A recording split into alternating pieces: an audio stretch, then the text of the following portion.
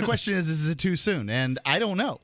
Yeah. I never know when it comes to... Well, the biggest joke is the U.S. government and the police. I mean, that's in that area. That is really the biggest joke. Yeah, it's a killing joke. I mean, unfortunately, I don't know much about this story. Honestly, for a talk show host, I'm terrible. I don't really keep up with the news, but you know what? I'm a lot happier for that.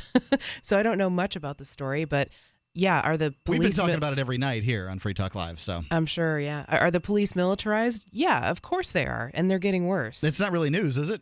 Not exactly, just because it's so frequent. Is there still racism in America? Yeah, of course. You know, we're not at that post-racial society. You know that they've done fundraisers for this officer. People have been independently doing fundraisers for this officer. $250,000 has been raised for his defense. He's going to get a union lawyer. I mean, you don't have to give any money. This is basically the do you not like, hey, you don't like black people? Put money in this can. You know, that kind of thing. Yeah, really. Yeah. It's really... Yeah. Or some kind of Republican, like, well, we need to support the troops and the police kind of mentality, right? I suppose it could be. Rally around the religion of the state. Could be, I suppose. Yeah. 855-450-3733. You can call in with your opinion on the Ferguson thing. I found it interesting that apparently some members of Anonymous have been hacking, in this case, I guess I'd call it hacking. You got to be careful with that term because I think if it's done with malicious intent, you should use the word cracking because hacking can be a very heroic act.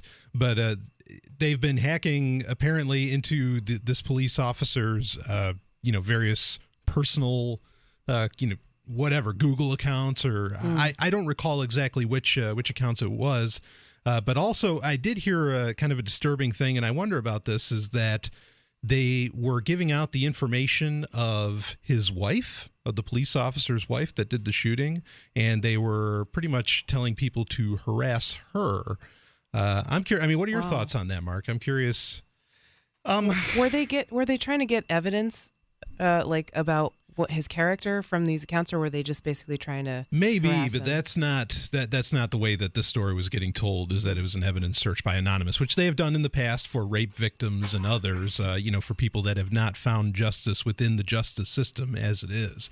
So, but I think that people who aren't involved should be left out of it. Sure, but. I mean, if I don't know whether this officer is a bad person or not, I don't have enough evidence to know that. I would like to see more. And do I think that police automatically get the benefit of the doubt? I do believe they often do. And that what that does is that causes lashback. That causes people to immediately assume that police are wrong. And I don't think that one should do that. Mm-hmm. But I sort of understand the team mentality. I think that the vast majority of humans are going to sort of take a team mentality. And so if he's on one side, then his wife's on that same side, so attack the other side is the idea. Yeah, I get concerned with relationships like that, to somehow think that people are just instantaneously, just because like they're married or in a relationship, that they're not individuals in and of themselves. That happens to us all the time. Oh, yeah. Brian and I are in a relationship, and people conflate us all the time. Yeah.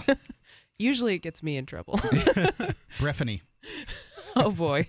Free Talk Live, 7 nights a week from 7 to 10 Eastern, live on the Liberty Radio Network at LRN.FM.